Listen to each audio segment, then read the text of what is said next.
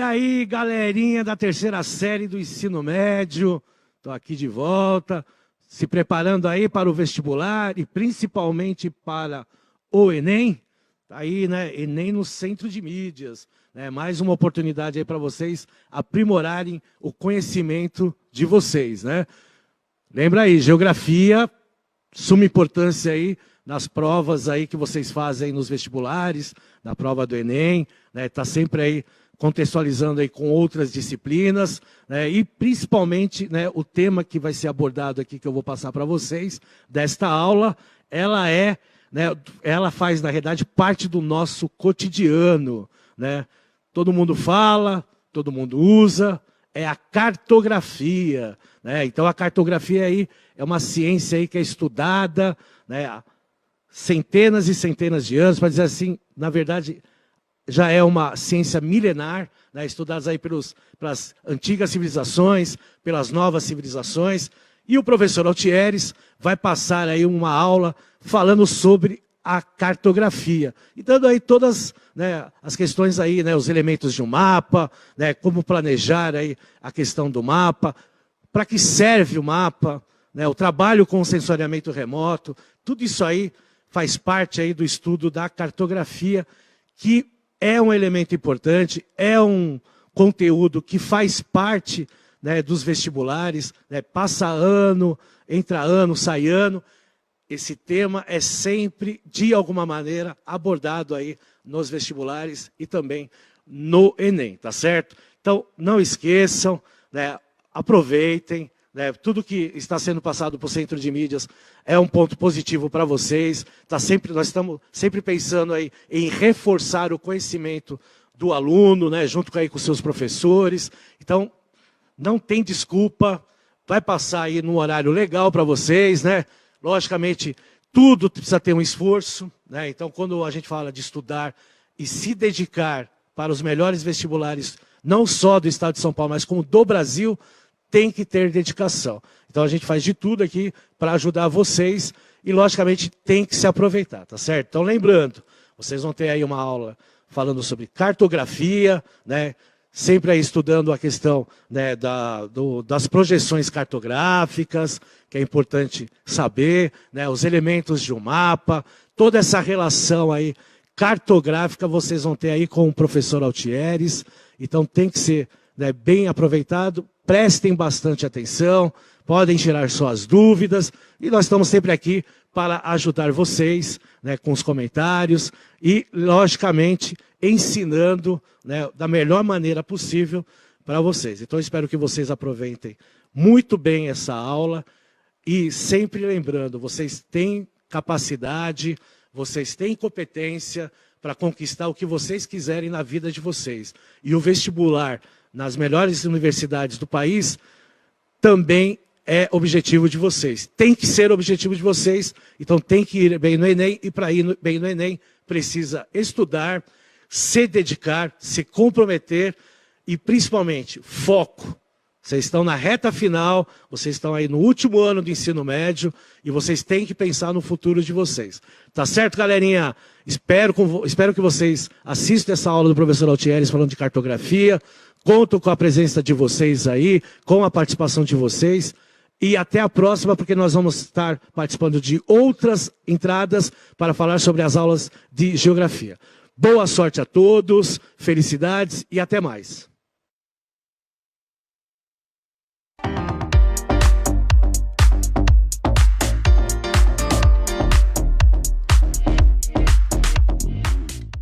Tudo bem? Seja bem-vindo, seja bem-vinda.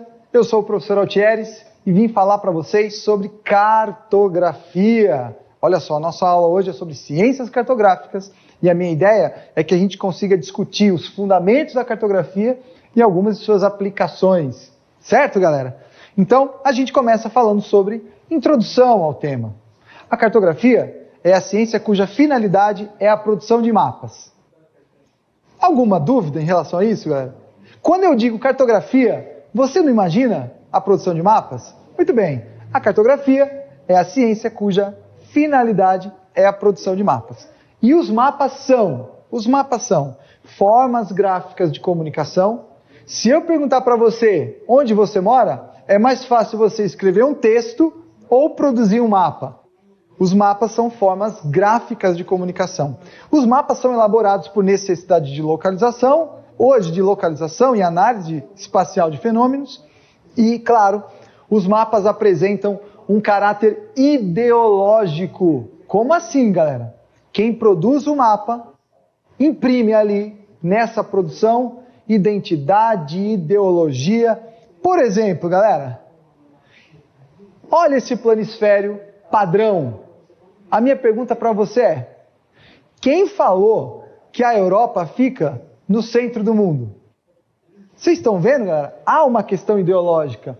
Quase todo mapa que a gente vê tem essa configuração. Agora, o nosso planeta é um geóide no espaço. Não tem em cima, não tem embaixo, não tem uma área core. Agora, essa centralidade, ela foi impressa com ideologias, com valores do seu autor. Quase todo mapa apresenta a Europa no centro. O Renascimento, galera, aconteceu na Europa e a produção cartográfica cresceu na Europa. É por isso que a Europa continua tendo, convencionalmente, essa centralidade. Beleza? Aqui há, galera, um caráter ideológico. A área core do mundo era a Europa durante o Renascimento. Foi convencionado esse tipo de mapa. Beleza? Lembrando que o planeta é um geóide no espaço, não tem em cima e não tem embaixo. Beleza? Mas foi convencionado dessa forma. Quero dizer para vocês que todo mapa tem a impressão ideológica, os valores, identidades de quem cria. Muito bem. Como é que isso aparece no vestibular? Olha como aparece, galera.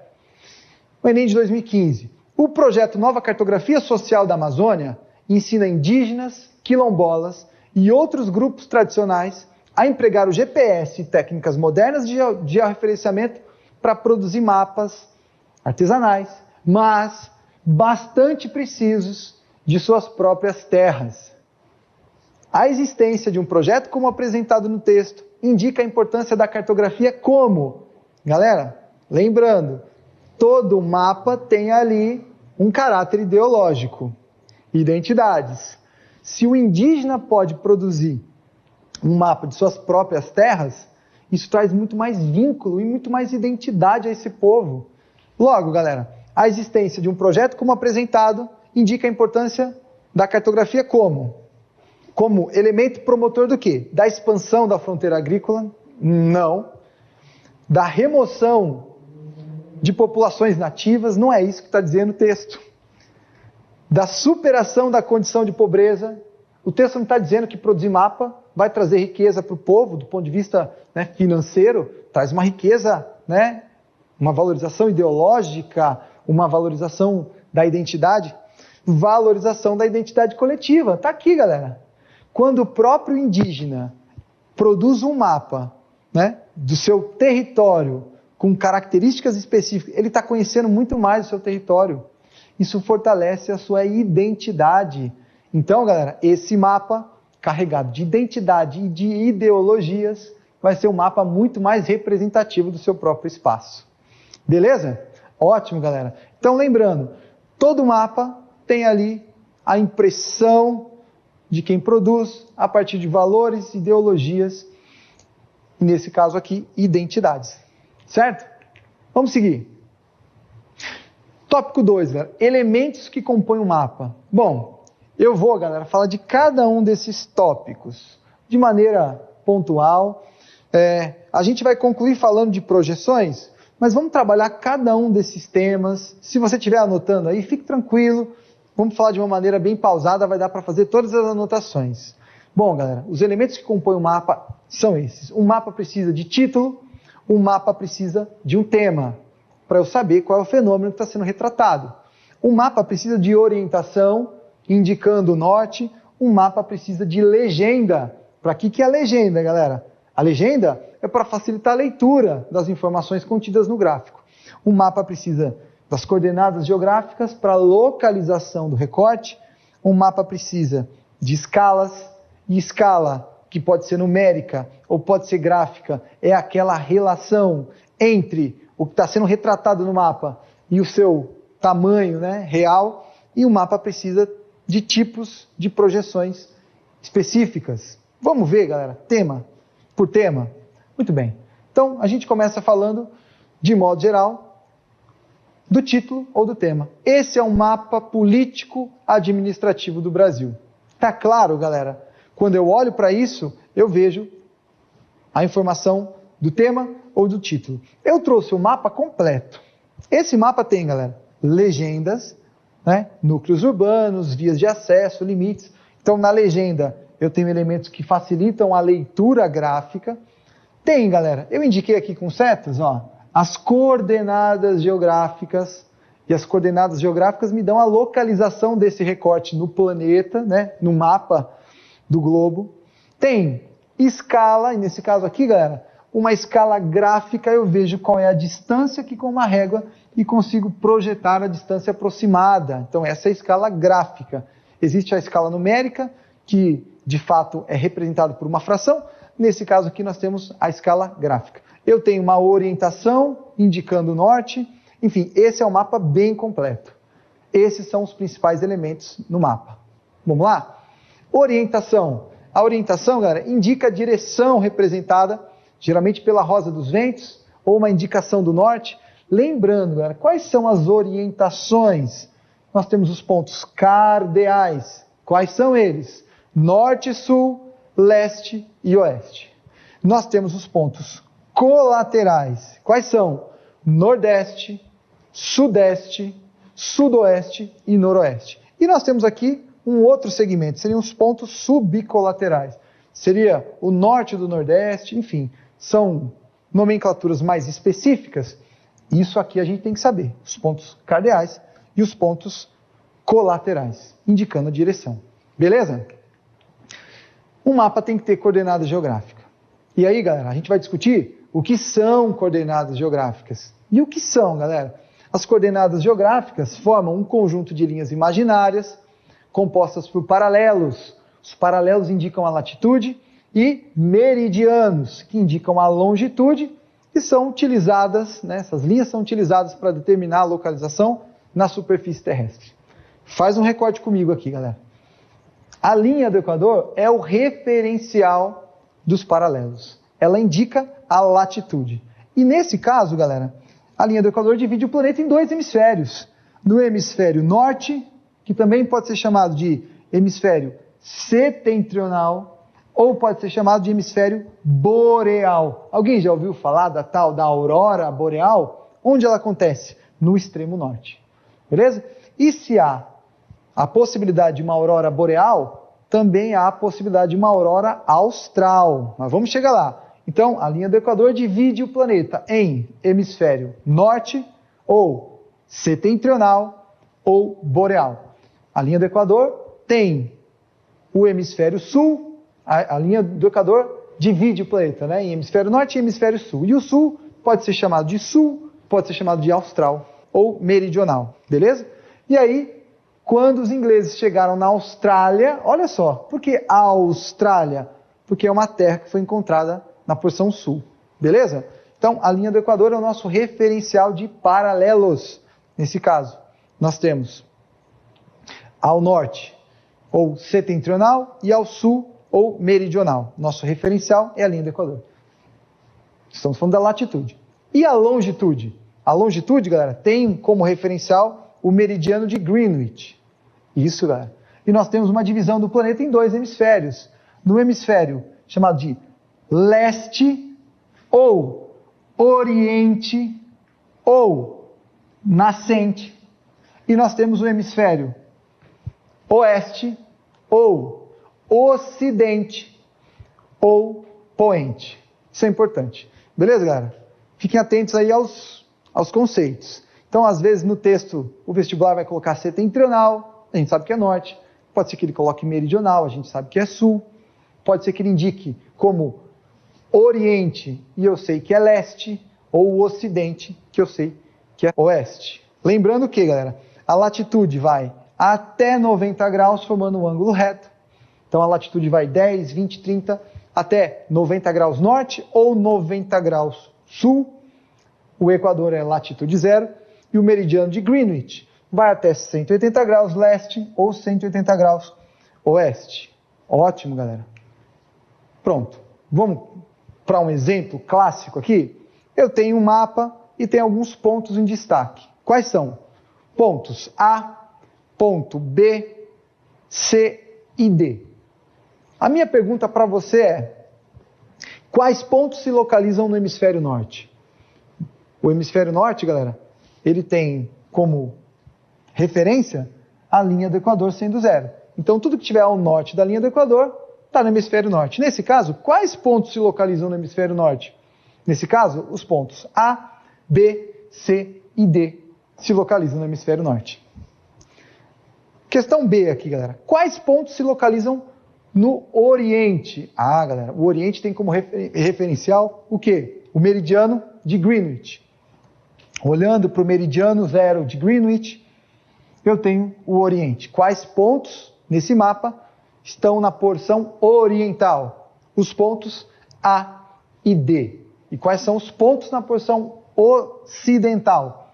Pontos B e C. Por último, qual é a localização do ponto D?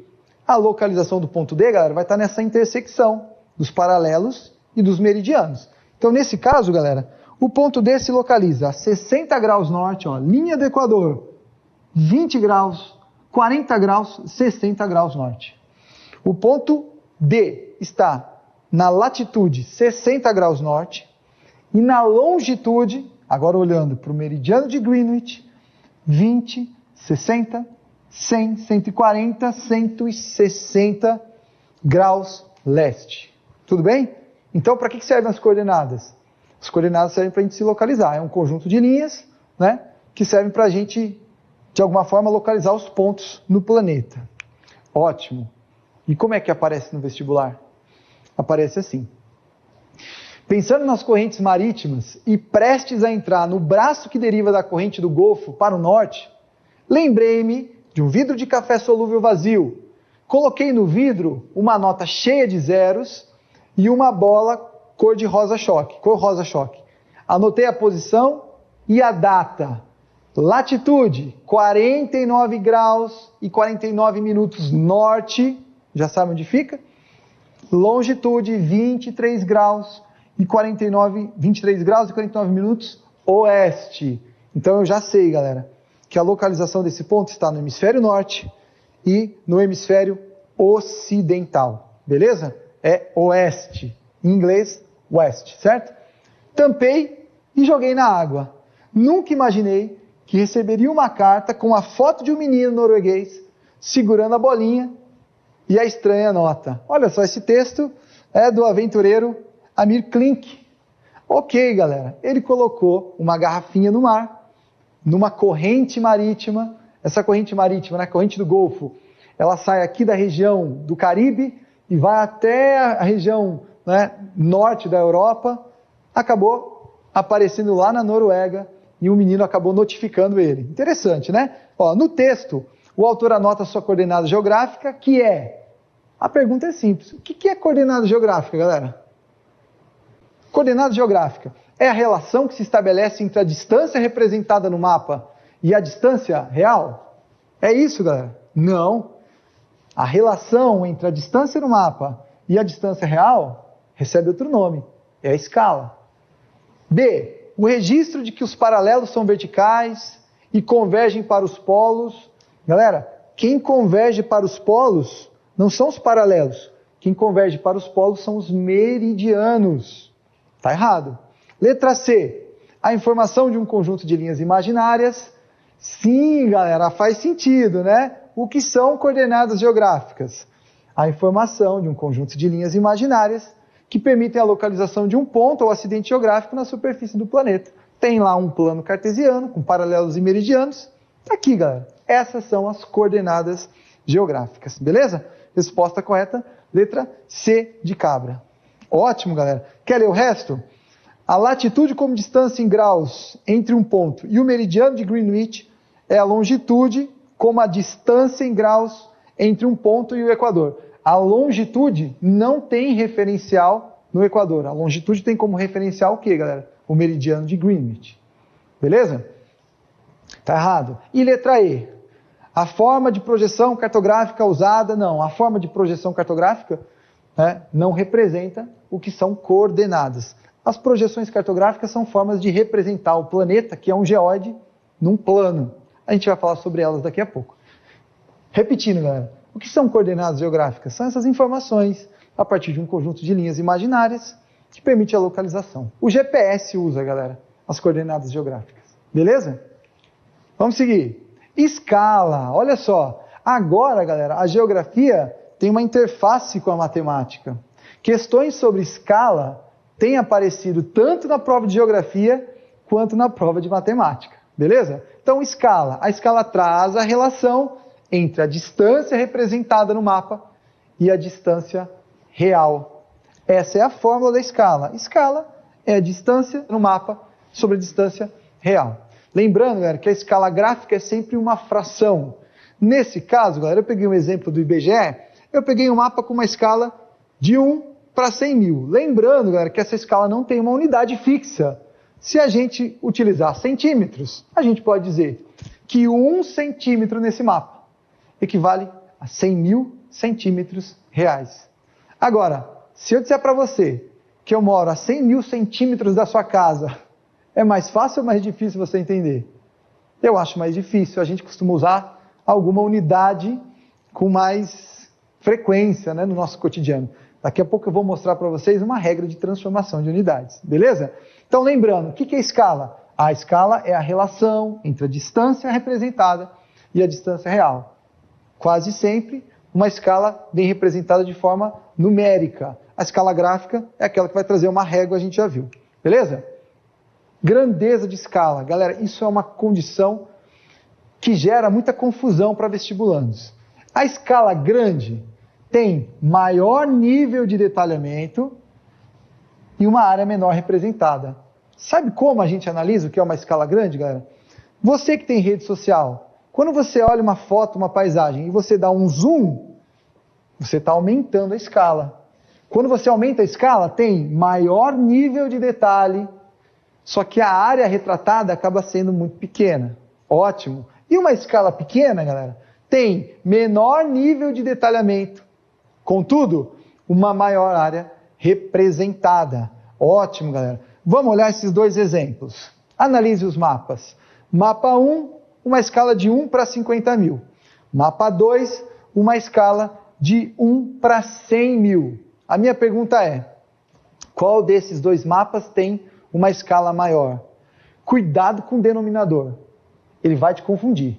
Quanto maior o denominador, menor a escala. Beleza? Então, nesse caso, qual é o que traz o maior nível de detalhamento? São dois mapas, galera, do mesmo município, Cornélio Procópio, no Paraná. Os dois mapas são do mesmo município.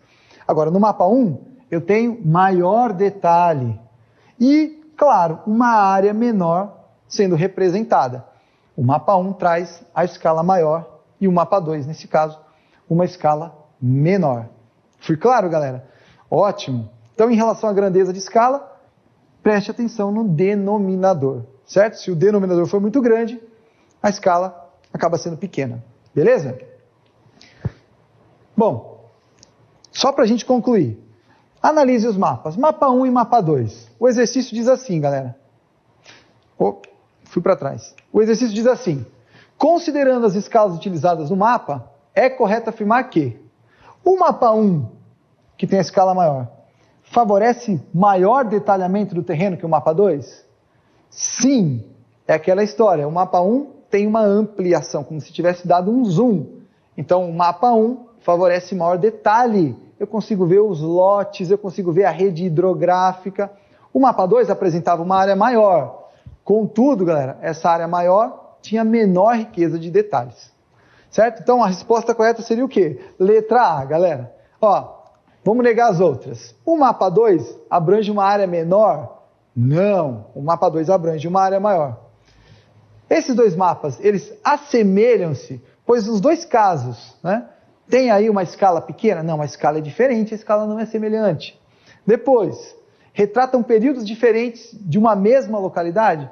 Como é que eu vou saber, galera? A historicidade está vinculada a datas, e aquele mapa não traz nenhum tipo de data. E, última, letra E, ambos os mapas apresentam o mesmo nível de detalhe. Não, os mapas têm escala diferente. Tudo bem? Galera, a minha dica para vocês em escala é: fique atento ao denominador. Quanto maior for o denominador, menor é a escala. Beleza? Então, grandeza de escala costuma cair com frequência nos vestibulares. Certo? Agora, a minha dica para vocês, transformação de unidades. Eu vou pegar aquele mesmo exemplo. Num mapa onde a escala é de 1 para 100 mil, se a gente usar centímetros, 1 centímetro equivale a 100 mil centímetros reais. Agora, que unidade a gente pode usar para transformar 100 mil centímetros em algo que a gente conceba no nosso cotidiano? Galera, vocês se lembram disso? Quilômetro, hectômetro, decâmetro, metro, decímetro e centímetro. A gente consegue uma transformação rápida de centímetro para quilômetro, cortando 5 zeros. Então, olhando uma escala, considerando centímetros, se você cortar 5 zeros, você transforma centímetros em quilômetros. Então, esse mapa que tem uma escala onde 1 centímetro equivale a 100 mil centímetros, nós temos 1 centímetro no mapa representando 1 quilômetro apenas. Beleza? Agora, se eu disser que eu moro a 1 quilômetro da sua casa, agora você consegue conceber melhor, né? Se eu disser que eu moro a 100 mil centímetros, isso vai lhe causar alguma confusão. Beleza? Ótimo, galera. Questão do Enem. E essa questão do Enem, galera, não caiu na prova de geografia, caiu na prova de matemática. Beleza? O mapa é a representação reduzida e simplificada de uma localidade. Essa redução, que é feita com o uso de uma escala, mantém a proporção do espaço representado em relação ao espaço real. Certo mapa tem uma escala de 1 para 58 milhões. Olha só, galera, esse mapa aqui tem uma escala. Vamos seguir. Considere que nesse mapa, o segmento de reta que liga o navio à marca do tesouro é de 7,6 centímetros. Qual vai ser a medida real em quilômetros? Vamos voltar, galera? Detalhe, eu estou indicando qual vai ser a unidade que eu vou usar. Estou dizendo, olha, vamos usar centímetros. Nesse caso, galera, vamos usar centímetros e vamos transformar 58 milhões de centímetros em quilômetros. Regra rápida, como é que a gente transforma centímetros em quilômetros? Cortando 5 zeros. Cortando 5 zeros, 1 centímetro nesse mapa equivale a 580 quilômetros. Só isso, galera. Cortei 5 zeros, 580 quilômetros. Vamos resolver? Se tem um segmento de 7,6 centímetros, 7,6 vezes 580 quilômetros. Quanto dá isso, galera? 7,6 vezes 580, 4.408, opção correta, letra A. Lembrando, galera, eu usei uma regra de transformação rápida, porque o exercício me disse esse segmento tem 7,6 centímetros. E aí eu usei unidade de centímetros, transformei em quilômetros, cortando 5 zeros e multipliquei pelo segmento. Fácil assim, galera. Essa questão é uma questão de cartografia que apareceu lá na prova de matemática. Lembrando que, galera, o vestibular, o Enem, traz provas cada vez mais interdisciplinares. Então pode ser que essa questão apareça na geografia ou que essa questão apareça na matemática. Beleza? Ótimo. Vamos seguir. E, por último, galera, projeção cartográfica. O que a gente pode falar sobre as projeções cartográficas? Gente, a projeção é o recurso que permite a representação da Terra, que é um geóide, em um plano, um mapa. Deixa eu falar sobre isso de maneira específica. O nosso planeta, galera, é uma esfera que não é perfeita. O nosso planeta é um geóide. O que significa que é um geóide, galera? O nosso planeta é uma esfera que tem toda a rugosidade. E como é que a gente vai conseguir colocar um geóide num plano? Seria mais ou menos assim, galera. Se eu pudesse desencapar, tirar só a superfície do planeta, né? Hipoteticamente, a gente vai tirar a superfície do planeta. E a superfície do planeta vai nos parecer uma bola murcha, certo? Depois disso, eu vou ter que esticar a superfície do planeta. Vou ter que esticar até que ela forme um plano, um mapa. Então, galera, a gente chama de projeção o recurso que vai permitir que a gente represente o nosso planeta de alguma forma, certo? Nesse caso aqui, eu trouxe 3 exemplos de projeções. Agora, uma coisa tem que ficar muito clara para você. Toda projeção cartográfica, gente, qualquer uma, toda projeção, toda forma de representar o nosso planeta, que é um geóide num plano, apresenta alguma deformação. Toda, galera. Por quê? Repito, se a gente tirar a superfície do nosso planeta, ele se configura como uma bola murcha. E aí a gente começa a esticar isso, galera. Vocês imaginam uma bexiga? Imagina aí, galera, a gente tentando esticar uma bexiga até que ela cubra um plano, tem deformações. É claro, é óbvio. Aí, galera, eu tenho aqui tipos específicos de projeções. Nesse caso, nós temos projeções em relação à superfície do plano, projeções cilíndricas. Gente, o nosso planeta, ele é um cilindro? Não, mas a gente vai projetar o planeta como se ele fosse um cilindro. Vocês estão entendendo, galera? Uma projeção cilíndrica gera um mapa com um plano cartesiano de x e y aqui. Agora, lembrando, galera, o nosso planeta, ele não é um cilindro. O nosso planeta é um geóide. Mas eu concebi a ideia, eu concebi como se o planeta fosse um cilindro. Então, é como se eu pegasse o planeta, só a capa, a superfície do planeta, e começasse a esticar, a ponto de virar um cilindro. E aí, galera, eu consigo preencher todo o planeta. Essa é a projeção cilíndrica. Isso engana. Porque quando eu mostro um plano cartesiano, eu pergunto, aqui tem uma projeção cilíndrica? Galera, dessa forma ninguém enxerga um cilindro. Você enxerga um cilindro dessa forma? Não. A gente enxerga um cilindro quando? Quando eu consigo compreender que a projeção, a ideia de que o planeta seria um cilindro, pode gerar um mapa com um plano cartesiano, nesse caso de x e y. Agora, entendam, galera, para eu esticar o planeta a ponto de cobrir um cilindro, tem deformações? Sim, claro. Por exemplo, esse mapa, galera, ele tem uma projeção cilíndrica, a gente chama essa projeção cilíndrica de Mercator. A projeção cilíndrica de Mercator tem um exagero nas áreas polares. Ou seja, galera, a projeção cilíndrica de Mercator, perto do Equador, tem uma fidelidade maior, mas perto dos polos, tudo isso foi muito mais esticado. E aí, galera, eu vou comparar aqui. Tá pequenininho, mas vai ajudar. Olha o território brasileiro em destaque. Obrigado. Olha o território brasileiro em destaque. Olha a Groenlândia. Significa que a Groenlândia é um território do tamanho do Brasil?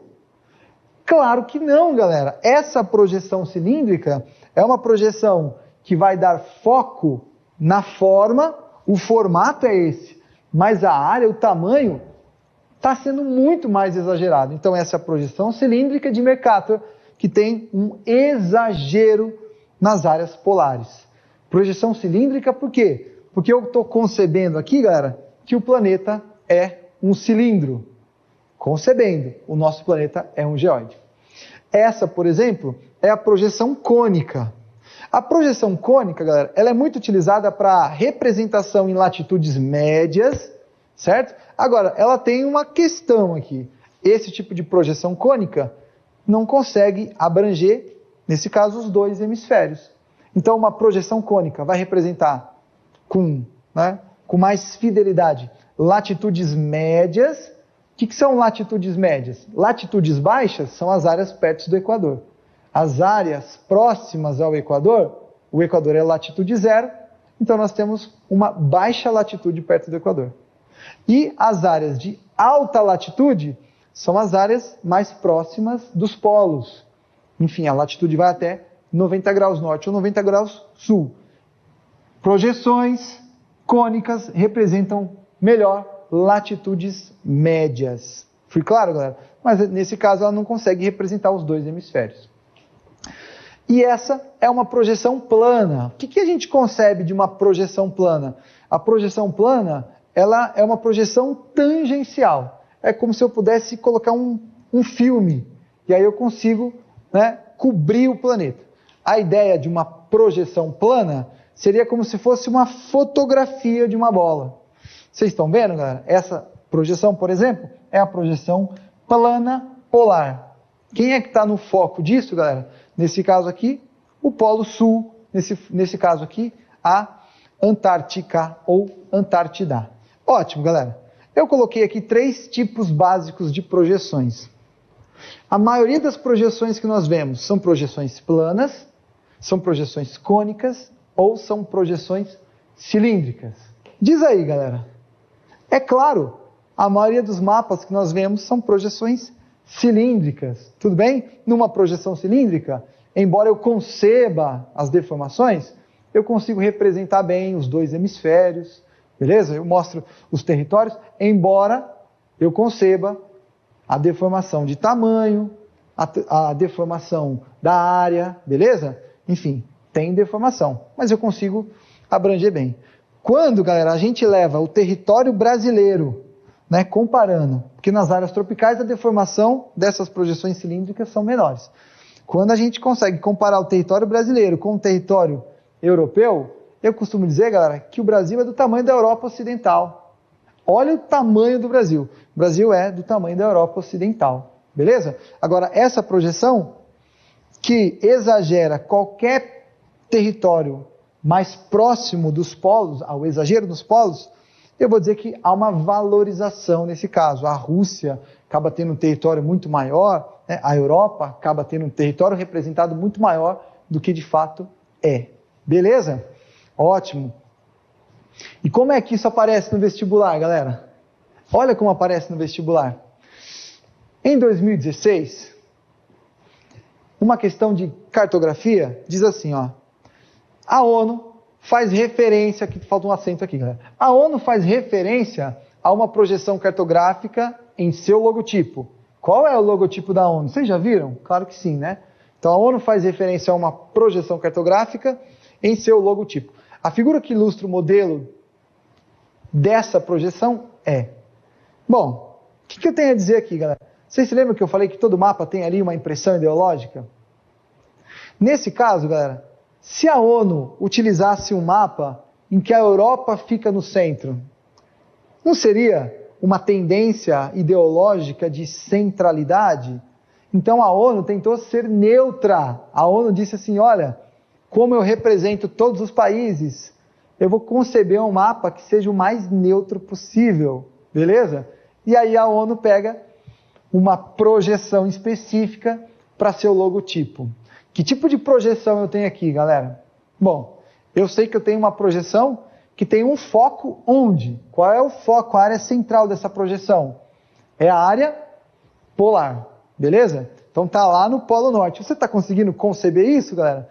Polo Norte, ó, América do Norte, América Central, América do Sul, Europa, África, Oceania, galera, né? Austrália, Nova Zelândia mais distantes. Então, onde é o foco? O Polo Norte. O que a ONU quis dizer? Olha, eu não quero ser tendente a nenhum país, a nenhuma nação. Eu vou ser o mais neutro possível. Vou pegar uma projeção plana, polar. Beleza? Então, nesse caso, galera, qual é a projeção?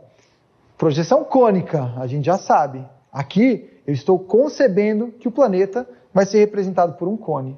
Projeção cônica. É isso que está sendo representado aqui, galera? Não, não é. A projeção cônica gera um mapa como se fosse um leque, né? Projeção cônica, não é. Projeção cilíndrica. Qual é, galera, a representação de uma projeção cilíndrica? Vocês se lembram? A projeção cilíndrica vai gerar um plano cartesiano de x e y, certo? Então, ó, projeção cilíndrica, não é a projeção cilíndrica que está sendo representada aqui. Aí, galera, eu tenho outro tipo de projeção cilíndrica nesse caso, né? Agora, sobraram 2 opções, com projeções planas. Quais são as 2 opções? Opção A e opção D. Qual dessas 2 projeções traz um recorte polar? Olha, essa é uma projeção transversa. Agora, aqui eu tenho uma projeção plana polar. O que significa isso, galera? Significa que é como se eu estivesse olhando a centralidade do Polo Norte, representando o nosso planeta a partir da projeção plana. Resposta correta? Letra A. Muito bem, galera, muito bem. Bom, eu vou trazer para vocês informações que são precisas, informações que são pertinentes. Dica de cartografia para você que é vestibulando. Olha só, o IBGE traz para a gente um atlas escolar completo, atual e muito utilizado por vários vestibulares. Então, galera, eu estou antecipando para você. Se você puder, acesse atlasescolar.ibge.gov.br. Eu trouxe aqui, né, a interface, mas tem, galera, mapas ambientais, demográficos, sociais, econômicos, de ocupação do espaço. Então, galera, se você puder, acesse esse site, faça uma leitura, tenha acesso a esses mapas. O que eu estou dizendo, galera, que muitas vezes é esse mapa, é o mapa do IBGE, que vai aparecer lá na sua prova. E aí, galera, você estuda o mapa que possivelmente apareça na sua prova. Então acesse aí, galera, é uma ferramenta importante. Eu costumo dizer, como professor de geografia, que a gente não precisa decorar o mapa, mas tem que ter familiaridade. Tem que olhar sempre para o mapa, galera. E para que você tenha familiaridade, eu vou deixar para vocês aqui, como momento final, o Atlas Escolar do IBGE. Tudo bem, galera? Foi isso que eu preparei para vocês. Eu espero ter ajudado. Então nós discutimos, galera, questões de escala, nós discutimos questões de cartografia, do ponto de vista lá da produção, da identidade, né, do que nós chamamos de conceitos vinculados à cartografia, e nós discutimos as coordenadas geográficas e projeções. 4 tópicos. Eu espero ter ajudado vocês. Beleza? Por hoje é só, a gente se encontra numa próxima oportunidade. Valeu, obrigado!